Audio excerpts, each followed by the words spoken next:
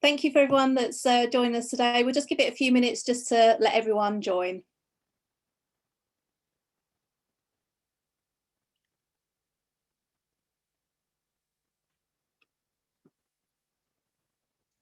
This is like the longest 30 seconds waiting for people to join.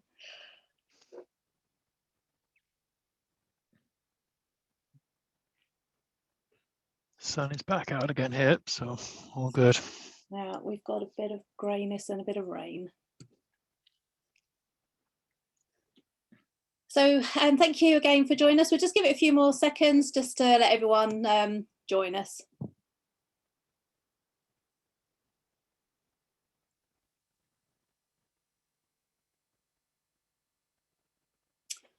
So we'll start, I think, Richard. So good afternoon and good morning to those of you that have joined us from overseas. Today, I think we're talking, we're discussing a really important subject and something that's very topical. So building a better financial future with employee financial wellbeing. So I'm delighted to say that Immedis have joined us today. And Richard Limpkin, the Chief Product Officer of Immedis, is here with us today. So just go on to the next slide, which is just on the housekeeping rules. So just to let you know, today is being live streamed and also being recorded. We do want to make this interactive, so if you do have any questions, please ask those questions in the Q&A box, and Richard will get around to those. If not, we'll answer those post-event. And the slides and recording will be available after today's webinar. So I think that will be over to you then, Richard. So over to you, and let's start today's webinar. Great, thanks Mel, and thanks everybody for joining. Really looking forward to talking to you today. I'll try and keep to time as much as I can. Loads to talk about. This is, as Mel said, it's a really interesting, really exciting space, and there's a lot of change in what's going on in terms of financial well-being. The first thing I'd caveat is I'm not a financial advisor and I don't pretend to be. So I wouldn't be asking anyone to make any judgments based on anything I tell you today. What we're really trying to do is help with the education of organizations around the importance of financial well-being and what are some of the things we can do about it. It's something I'm really passionate about personally. I don't mind sharing a little bit about why. I mean, I grew up in a family that ran a small family business. So some of the disciplines that came from that around delayed gratification and making best use of the assets you had and doing the right things and being ready to wait for things to happen. I think they're things that have certainly stood to me, and I think they're things that are really important in this area as well. So happy to talk about those a little bit. I think as well for me that it's an exciting space in my role within Immedis, in that financial well-being has its own place on our product roadmap. It is that important in this sector, in the payroll sector, and in the wider HR arena. So it's something that we really need to be thinking about actively. And it's something that as employers and leaders in industry, we should really be super aware of. So what I'm going to cover today is going through some of what financial well-being is, how it impacts people and organizations both jointly, what we should be doing as employers and leaders around this. We'll look a little bit as well at the impacts and dimensions of this in terms of gender impact and other aspects and dimensions to financial well-being. It's not a one-size-fits-all. It's something you have to be very cognizant of how it applies to different people and how it impacts different people. And we'll also talk a little bit about some of the solutions around financial well-being and support for workers in organizations. So just pushing on from there, when it comes to your finances, ignorance is not bliss. The less you know, the more you pay. I think this holds true not just to finances, but understanding financial aspects of well-being are just fundamentally important. It's not something a society we're great at. So its 2017 study would say that 69% of parents are reluctant to discuss money with their kids. And it's not mandated in schools. Some countries do cover that at school level, but only at a very basic level. So you got to ask the question, if parents are reluctant to talk about it to the children and schools aren't teaching it, who is doing the financial education of the workforce and the future workforce? And that's really what part of this is about today, is understanding what that is and how we can go about it. So let's start off with what financial well-being is. It's about having the confidence to manage your money, taking day-to-day expenses into account, planning for the future, but also a fundamental part of it is planning for the surprises. And life is full of them, they do happen. So that's a big part of this as well. And putting all of those pieces together as part of an overall puzzle so that you've got the capability to understand and manage your financial well-being and all the different aspects and strings that pull on that throughout life and the different stages of that, helping people to understand what that is and how to manage it. So another way of looking at that is, this is very opinion-based, but confidence comes from knowledge.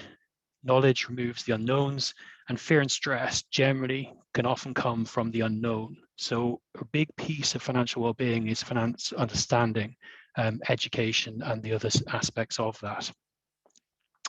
Let's look a little bit about employee and financial well-being generally.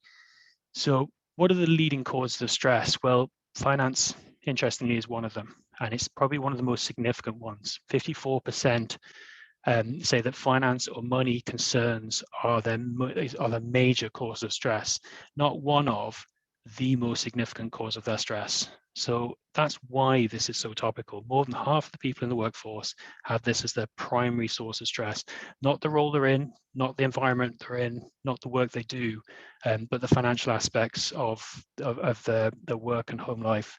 So it is fundamentally important to address that. We'll talk a little bit later on about the impact of those stress factors and what they really mean and how they impact people. But there's some really, I suppose, really quite divisive stats on this in terms of people's ability to live day to day, in terms of their paycheck, how that impacts things, in terms of debt and how people look at debt, and what that impact is. And again, all opinion based, but I think one of the more frightening ones is actually the longer term impact of this. So like a statistic that 56% of people have less than 10K saved for when they retire. Now that's not sufficient for anyone into retirement. So that's something that we need to be able to help address, and how do we deal with that is a big part of this. There's an urgency coming into this in terms of how society behaves, and a big factor on this is the kind of socioeconomic piece in terms of immediacy, in terms of not delaying getting something and having immediate access to everything. So actually matching off assets and liabilities and doing that in a prudent way is something that we're, as a society, we're generally getting worse at, and this is partly a generational thing as well. And then again, if you look at student loans, having the education and the support to get through education, how many of those courses that people have sat, that the loans have helped to support, actually contain components of financial well-being and management into the future? So again, an important piece of how we put all of this together. And we're going to talk as well about what the role of the employer is in all of this. So employers and financial well-being, why does it matter? Well, there's a huge impact, a massive impact on the financial stress. Now, these figures are from the US. So simply put, like the estimated impact on US businesses annually of financial stress in the workplace is equivalent to the GDP of Belgium. Like, that's not a small number. That's the lost income at national level just in the US. So this clearly has an impact not just on the employee, but also massively on the employer and our organizations that we're trying to operate and run successfully across the world. Now, the types of impacts this has, and this isn't a new concept. This goes back like as far as you could argue probably the 1940s. Maslow introduced his hierarchy of human needs, and two of the fundamental aspects of that he talked about were safety and psychological safety, followed by, and these were all foundational things that built on each other. Without the foundations there, the other pieces couldn't work: belonging, esteem, and self-actualization. So without those foundational components there, and it's very easy to kind of link the fact that financial well-being, having the appropriate income, managing that well, links to being able to put a roof over your head, food on the table, being able to pay for things that are required to get you to the workplace, all those components. So it's easy to understand how these things have become, they've always been there, but they've become more and more relevant in the workplace, and how managing them means that other things can be successful as well. So really not much has changed. Like, humans aren't a new thing. We've been around a long time, but the environment has changed. And that's why financial well-being is becoming such a heated topic and such an important factor for businesses to look into and to understand and to put structures around.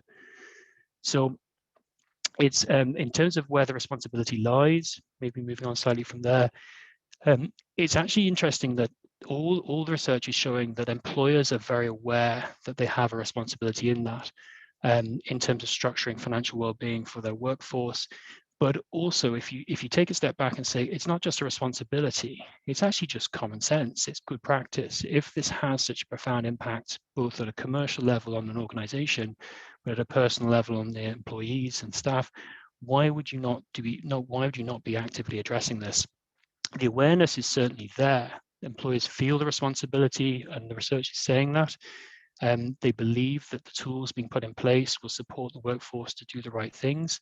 And we'll look a little bit on the impact of that in a minute. But it clearly has a big impact on the effectiveness of our teams. So whatever Maslow said around this, apologies for the slides, whatever Maslow said around this 80 years ago, it seems that most employers and employees agree with this as well today. So this, again, it's nothing new. It's clearly a global focus on the long-term aspects of saving and retirement are important. There is legislative work on this. If you look at what's happened in even more recent years, over the last 5 years at least, around things like auto-enrollment, or similar concepts where people are encouraged to put aside for future over a much longer term in a way that's supported by the employer, matched contributions, all those types of things. The UK did a lot of work on this. Denmark, Georgia, Ireland will be introducing this, Lithuania, Poland, Thailand. They're all countries that are actually prominently working on this, which is a really positive step. But that saving for retirement is only one small aspect of overall financial well-being. So given there's a clear employer understanding of this and a desire to do it, then the next statistic is a really interesting one. Why is it that only 23% of companies are engaged in it actively? If it's that important, and we all recognize it's that important, there's not enough action being taken to address it. And I think this is something that we're all involved in the wider payroll environment. We all have the potential to be able to impact this within our own organizations and to be able to drive for all the benefits that come for addressing financial well-being for the workforce. That alleviation of stress, getting people to a much more effective mode of operating. When that stress component is taken away, whether it's financial stress or otherwise, but finance being the bigger factor of that, once that's taken away, people are much more enabled to engage in what it is they're trying to achieve and what their role is all about. That engagement, retention, those things that are eating away at people are much better serviced when these things are addressed and when the right structures and processes are there to support people doing it. Productivity, and this links back to the 500 million in GDP impact. Like, this is something that can notably be impacted in every organization. Productivity of individuals, when that stress component isn't eating away at them and when they're not distracted and concerned with managing financial aspects of their well-being, is going to have a notable impact on how the business performs and how the individuals manage things. So in terms of how we can address this, what can we do as employers? What can we do as organizations to support people through financial well-being? So in terms of what we're going to talk about, one key aspect as payroll professionals is start with the payslip. Payslip is the one touch point for every employee that they're consistently provided with on whatever the periodicity is, whether it's monthly, weekly, fortnightly, or even quarterly. It's the one thing that is there, and it's the one thing that clearly links to their income. So being able to start with that payslip in mind and being able to use that as a tool to communicate with the employee and to centralize those finance aspects of their well-being around it is a really important point. So starting off by understanding their income position, remembering that this is around timing, and quite often that financial stress can come from mismatch in timing of income and outgoings. So again, we'll touch on later on in terms of immediate pay and other aspects of payday components that can help positively impact that if appropriate. But that timing aspect is really important. Getting them the insight around the payslip is really important as well. It's not just gross and net components, but for the individual to actually understand at a granular level what all of the payslip means, what all the components mean, how the tax and social components of that, what the implications of those are, and how to be really effective with the distribution of what they're putting aside, how they're contributing to 401k or pension, and what's the more effective way of doing that. There's a big component of that as well. So using that singular point is a really key initial starting point for having effective communication around financial well-being with the employee. It's also an opportunity to introduce other communications and insight into the employee environment for payday. So things like the employee understanding how much they can actually contribute to the pension, how many of the employees in your workforce actually genuinely understand the level to which they can contribute to future savings, the different aspects of benefit schemes that are available to them, and how they can get involved in those. So that's a big piece of it in terms of providing employee insight focused around the payslip. And all the supporting structures that we'll talk about in a little bit that go with that as well, in terms of providing them with additional information, ongoing education, and almost lifetime learning around their finance aspects of their lives, which do evolve. People, as I said earlier, it's not a one size fits all. People have different needs depending on the stage of the career they're at, depending on their location, and lots of other dimensions as well. So using that payslip as a linkage point is really quite important. We're all able to make bad choices as well. And quite often bad choices are made because we don't have the right information or we're given the wrong guidance. So actually having access to as many sources of knowledge around this as possible for the employee is really important.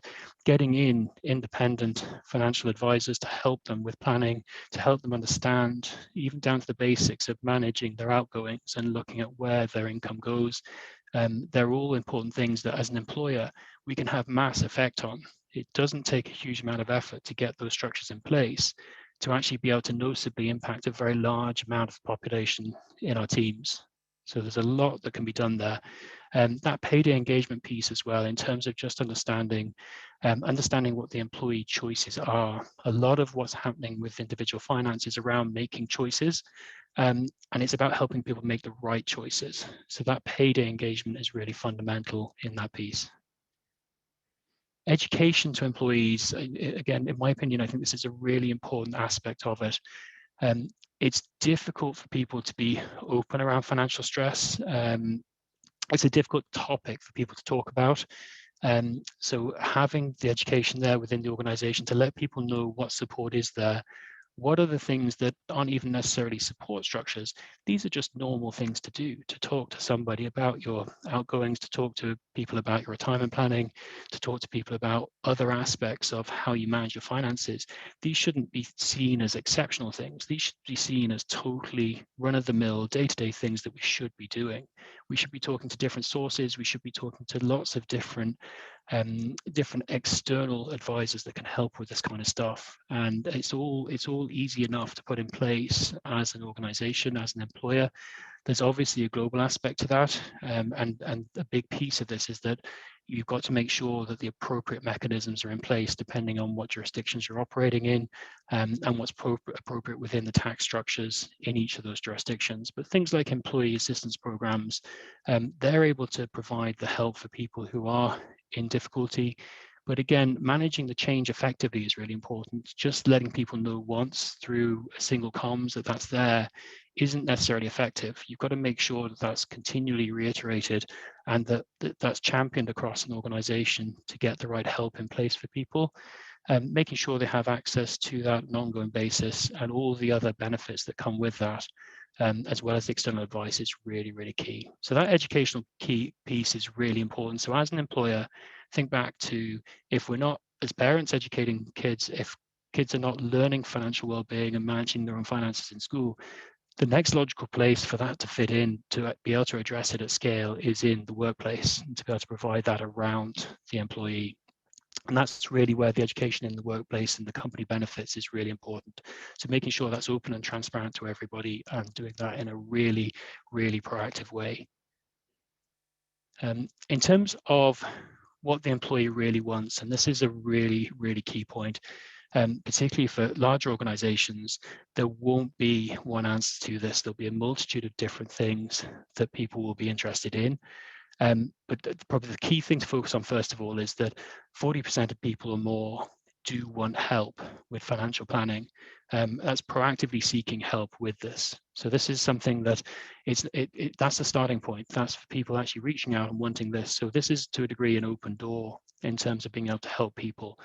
There's a lot of factors that kick into this in terms of people's appetite to risk, in terms of their educational background, the role they're in, and as well, we'll talk about the gender impact of this in a few minutes as well. So lots of different aspects, but generally speaking, people are open to support. And the key thing with this is that it is a long-term thing. Getting people to a good place isn't an overnight thing. It's something that you can impact in small ways quickly and progressively and continue to support them on as they go through their careers. So this is an important part of any corporate plan in terms of HR policy and how to support people long-term. Other things to consider as well would be generational impact. So this is partly down to people's stage in career. But what's really interesting about this piece is if you take a step back and look at the three different generations on display here, the needs are all in and around the same thing. So it's very much around managing somewhere to live, managing their debt, and having some degree of savings. So the components are the same, it's just the prioritization is slightly different. And being able to support people in making the right prioritized choices is a really important part of this. And I think, again, that touches back to people understanding, for example, that if they invest something in a retirement plan early in their career, investing $1 could be worth as much as $5 when they get to retirement. Whereas if they do that in their last or penultimate year of work, then they're not going to get the return on it. So sometimes how people prioritize isn't in their best interests. And quite often that's because they don't have the support and the education to understand from a finance perspective, what are the right things to do? And sometimes the right choices are the hard choices. It's not always as simple as that. So that's a big piece of this, understanding where people are in their careers and how we can positively impact the choices they make as they progress through those careers. Gender and how that impacts. So there is a very, very clear split in terms of the workplace, in terms of gender pay equality, and not to confuse that with pay equity. But it's very clear, and the research is showing that women are more impacted by financial stress than men.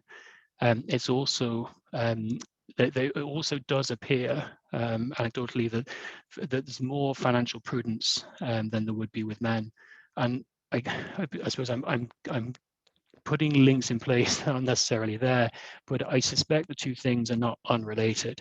That by being more prudent and trying to drive for better financial control does actually potentially put some more stress on being able to achieve that.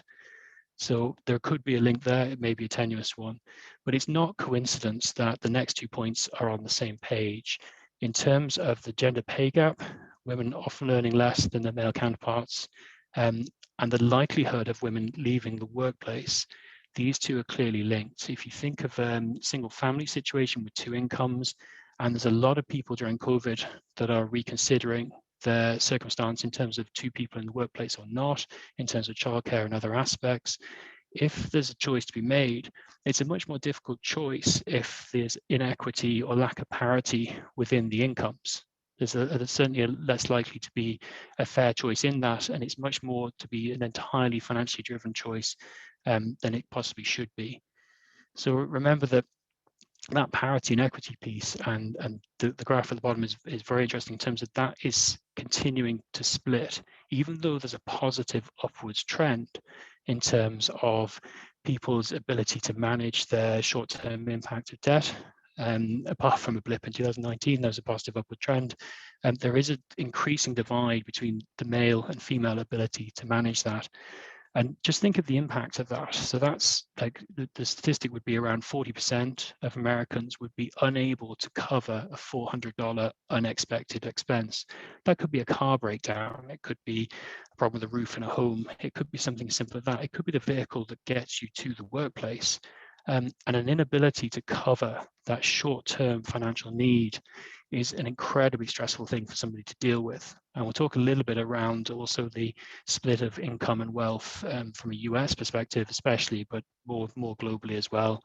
So being aware of the impact of that and being aware of what that will do to people's choices around career and that type of life decision is really important, because if we understand it better and we educate better, then we can help to make the right choices and we help people to make those choices. So in terms of the World Economic Forum research, and there's some really interesting statistics out of this. There's certainly a lot of information that would say there are countries that are very strong on this, and there's a correlation, a very high correlation between how well they're managing the gender pay gap to how well they're managing other aspects of gender parity. And the top countries in the world on gender parity currently, and there's a significant trend here, are Iceland, Norway, Finland, and Sweden.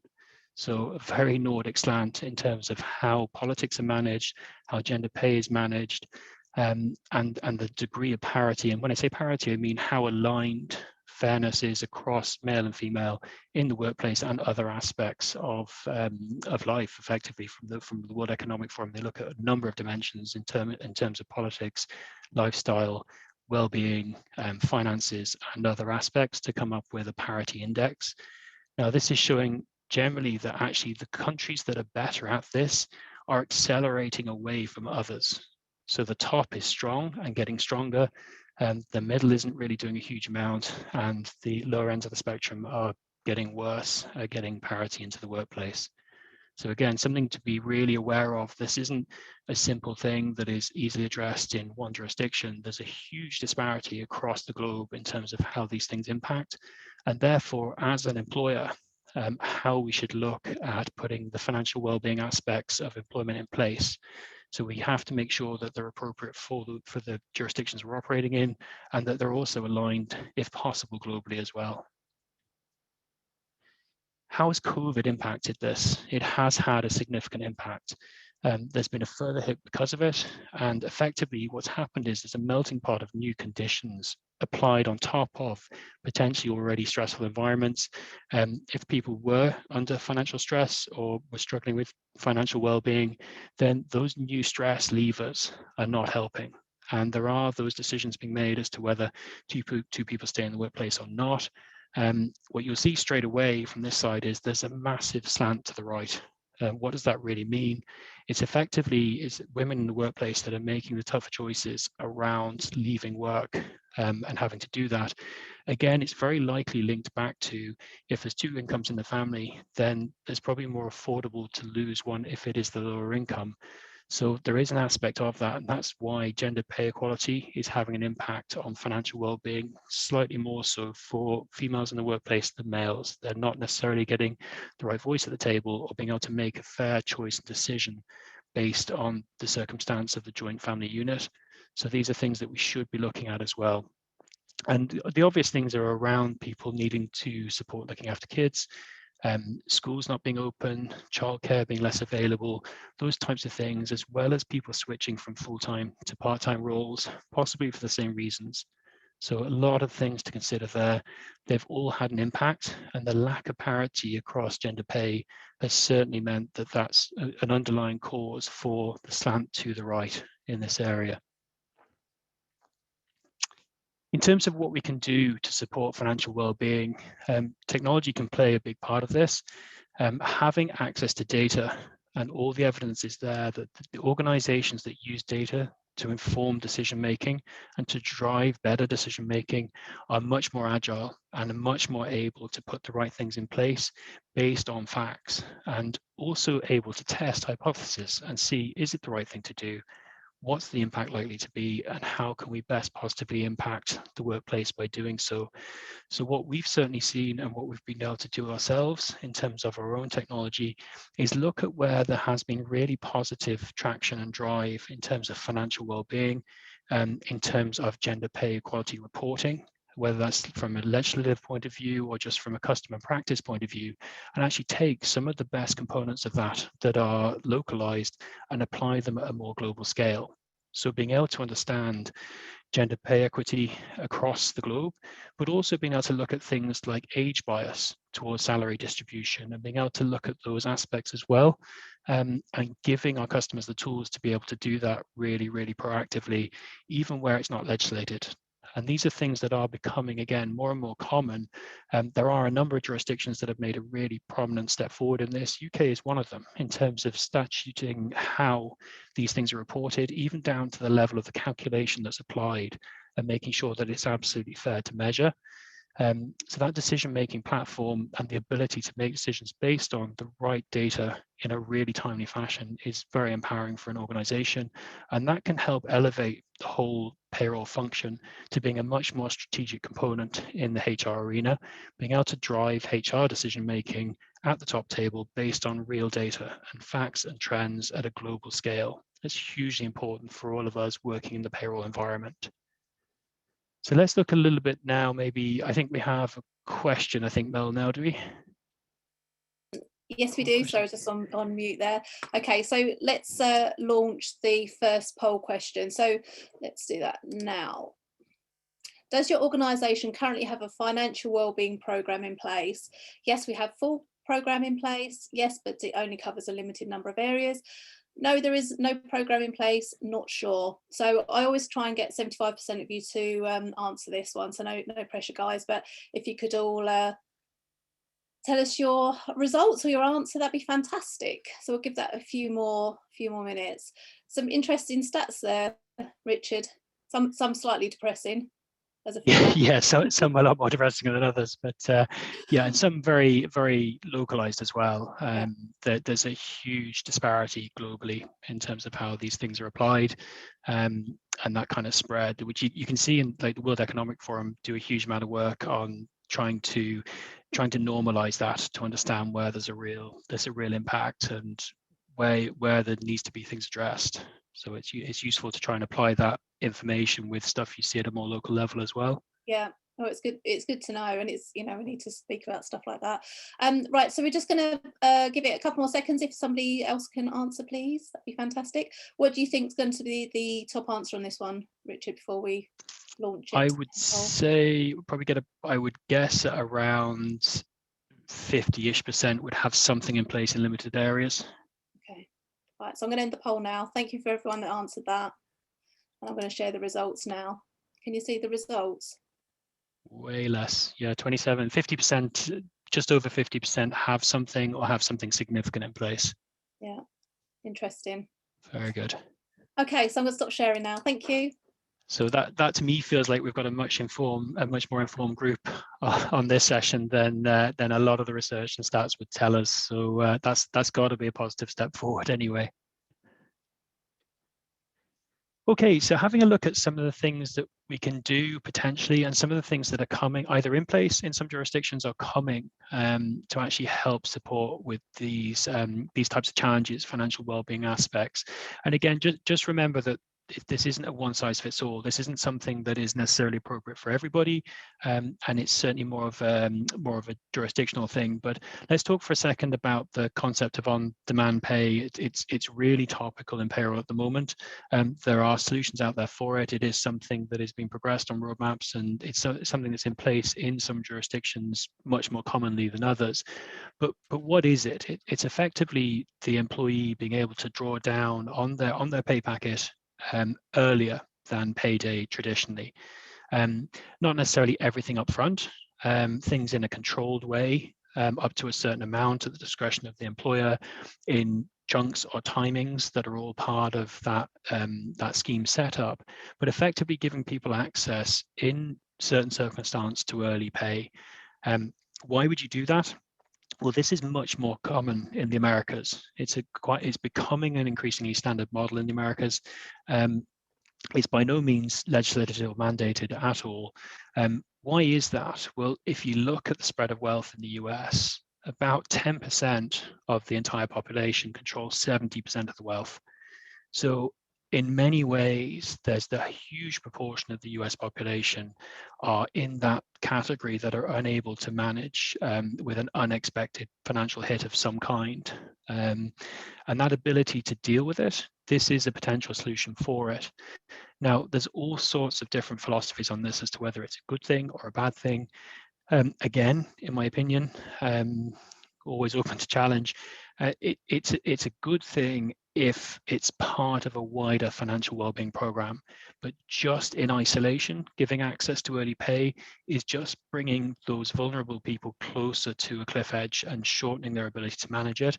But if you address that as part of an overall financial wellbeing component where they're actually getting the educational and support aspects of it and trying to reduce the need and the draw at the same time, then that can be a really positive thing. I was on a panel recently with senior reward specialists from a global hotel chain, and their opinion was that this was absolutely inappropriate for their workplace, but they could absolutely see value for it elsewhere. So it's very much regionalized at the moment, but it is coming, and it is something that's increasingly present. The other thing that I've certainly seen from a technology point of view is alternative pay mechanisms. So not necessarily just drawing down cash early, but actually being able to enhance the pay packet through getting other voucher type payments. So for example, if you always do your grocery shopping at Whole Foods or Tesco or SuperValu or wherever, then you can actually get for an equivalent amount an increased voucher amount with that provider through certain forums. So that's a way to actually get the employee more without actually having any negative impact on them, without having a negative impact on the employer at all. So there's a lot of investment in technology in that space as well. And that's something that I see as a component of on-demand pay, but through a different rail. So that's something that's a really exciting space of HR and payroll tech, and it is coming quickly. So why do we need this? Well, again, that disparity in wealth in the regions that it's present is really significant. And it's understanding, again, that you've got to understand the full demographic of your workforce to know whether this type of thing is relevant.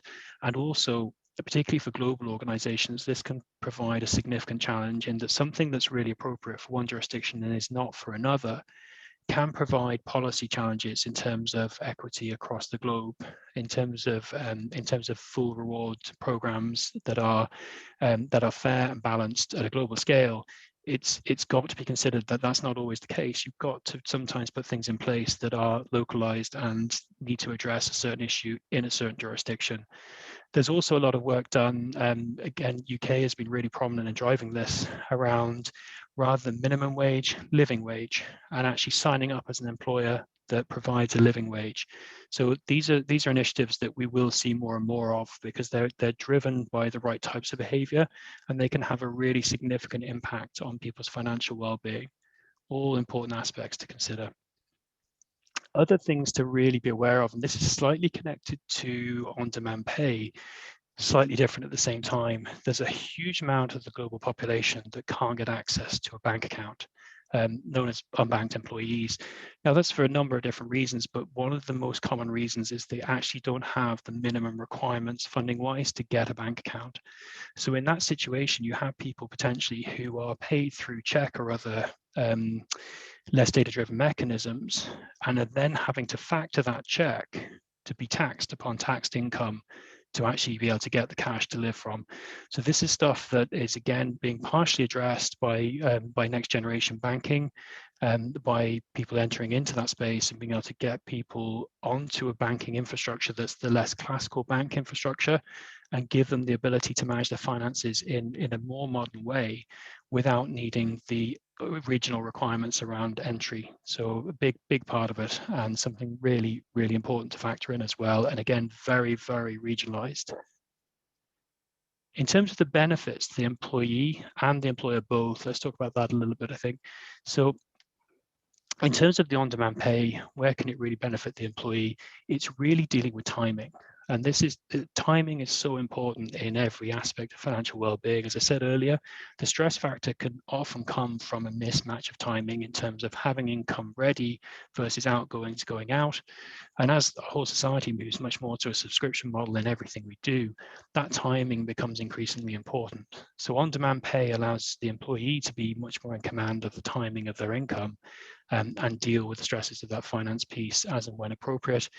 But the one really significant positive for the employee that's introduced by on-demand pay is the ability to actually move away from payday loan infrastructure.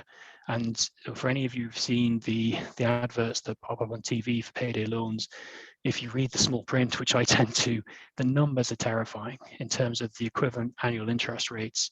So if you were to take a payday loan for, as the example is on the screen, for $500, and you didn't pay that back for 12 months, you'd end up paying back nearly $2,000. And that's just a typical interest rate. That's actually lower than I've seen on many of them. So this is something that, again, if people aren't aware of this, they see it as a short-term thing, and they think they'll get it paid back. As soon as they don't, that increasingly spirals out of control. So giving people the right support and education to understand that if they're mismatching what they're taking the loan for versus what it's to pay for, and there's no end in sight to that, it's not a good thing at all. And that can very quickly get people into trouble, much more so than credit card debt, which again is a high interest rate, but nothing even close to payday loans. So that is where there's a really positive influence of introduction of a new method of payment, which is potentially eliminating something quite crippling to the individual. So definitely worth consideration there. In terms of the benefits to the employer, and this is really, again, this is a US driven stat, but nearly 60%, nearly 2/3 of employers are actively engaged in seeking out solutions for this. So it's not something that's just on the shelf and being kind of investigated loosely. It is something that is coming, and it's something we need to be hyper aware of. It certainly has a massively positive impact. As we saw earlier, the negative impact of stress, this has to have a positive impact on productivity and engagement. Absenteeism is actually something I didn't touch on earlier. That can be, financial components can be a massive drive towards absenteeism. And again, that in itself drives lack of productivity and cost in an organization. Turnover in relation to employee retention, again, massively positive impact if you provide this as something to the employee and they've got a better structure around them in terms of overall financial well-being, with this as one aspect of a structured program, then they're going to feel in a much stronger place, and their affinity towards you as the employer is going to be a huge amount stronger. So those alternative pay models can be a significant differentiator in terms of giving people access and variety to how they deploy their income, both in terms of the timing, but in terms of the things they can do with it and how they can actually enhance their net pay through these types of alternative rails. That's going to have an increasingly positive influence. Again, it's a little bit challenging as an early stage technology, because the access to be able to do that at a global scale is a little bit challenging, and having the right access to different components that match across different jurisdictions is still a relatively immature market, but it's certainly growing very quickly. And again, at the moment, it's a little bit more of an Americas driven market, but we're starting to see those solutions more and more in Western Europe, and they're becoming more and more relevant. So finally, the whole gig economy piece, unbanked workers, those alternative payment rails, and it's something we as a payroll solution are actively engaged in on a constant basis, finding the most effective new rails, both in terms of time to pay, inability and flexibility on the rail, but in terms of access for a wide variety of staff as well. That's something we're constantly driving towards, and we're seeing more and more need for. There's a lot of, we've probably all heard about challenger banks and what they're doing to disrupt the classic banking market. It's probably important to be aware that the classic banks do have a legacy infrastructural debt that is very hard to solve, whereas the new entrant banks are much more able to execute quickly and to give access in a less risky way to more people. In terms of the key takeaways, the really most important thing is start with the basics. Understand the positioning of the payslip with the employee, understand the organizational benefits of putting a financial well-being program in place. When you look at the numbers and you just go back to pure business case stuff on this, it just makes sense. The impact of not having this in place or having financial stress within any of the workforce is not really worth carrying. So there are so many things that you can do. There are so many organizations externally and independents that can help support put these in place, whether that's from healthcare providers, whether it's financial organizations and institutes. The support is there, and it's easy to bring them in to help people. making that part of a wider corporate change program and really driving that is fundamentally important as well. It's not just to send a communication out and then people know it's available to them. It's got to be a really proactive approach and being championed by individuals throughout the organization. So making sure you consider that localization aspect as well. Everything from job to location to stage of career through to gender, all of those fit into the dynamic of what you need to put in place and how you need to consider the bigger spectrum of this. And then consider those on-demand aspects as well, and how that may be a solution in some of your jurisdictions to help people and to put the right structures in place. But the most fundamental takeaway from all of this, I would suggest, is giving people the right access to knowledge to make more informed choices and to support them even where having the knowledge isn't enough and they're in a difficult situation, to help them get that initial start on the right trajectory with that knowledge. Thanks very much for your time. I've tried to go at a reasonable pace to get through everything, so hopefully we're okay for time out. Sorry, I was on mute. I think that's like the saying, isn't it, of 2020. We did actually have a question from somebody, and it's quite strange actually, because we were talking about this last week about sort of the monthly pay, and you know, it's very old. The idea of monthly pay is an old idea. So do you think it would be beneficial to give employees a choice what pay cycle they wish to be on, weekly, bi-weekly, 4-weekly? What's your thoughts on that? Yeah, I've actually seen some of that. I've saw it in a private organisation a few years back now. It was relatively easy to administer once set up, but I would kind of counter and say the on-demand pay is actually, it's going even further on that spectrum. It's actually giving the employee almost complete freedom of choice, whilst at the same time allowing the employer to just run one pay cycle. So rather than having to administer all those different cycles and maybe having some people on and off them as they choose, you're running one. And then the immediacy of the on-demand pay means the employee is just drawing down within reason, within the rules and constraints you put in place. So it kind of gives you the best of both worlds, I think, in that regard. Oh, can you hear me okay? Yeah. You can, sorry. My yeah, no, you're good, Mel. a bit funny. So it's all technology. Every time I have run a webinar, it's always something technology wrong. And we have actually got another poll question, if that's okay, if we can just quickly run that before everyone leaves.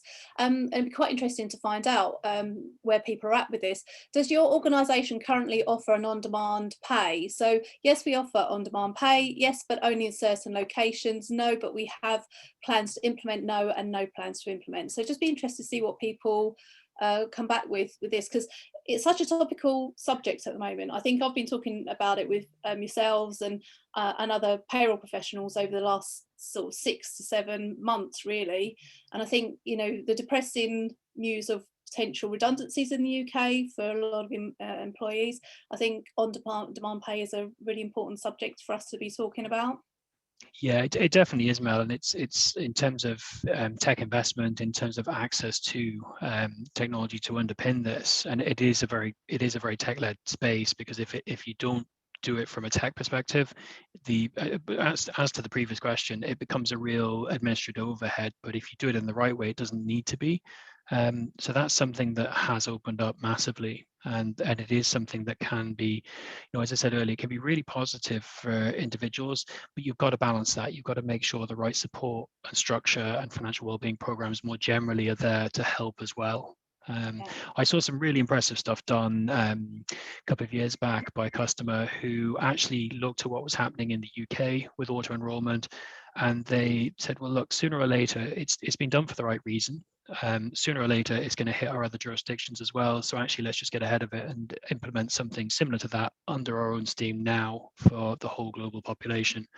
And that was a huge success. And that actually, what was really interesting is that they were quite a young demographic. I think their average employee age was certainly under 30, and their uptake was on the younger spectrum.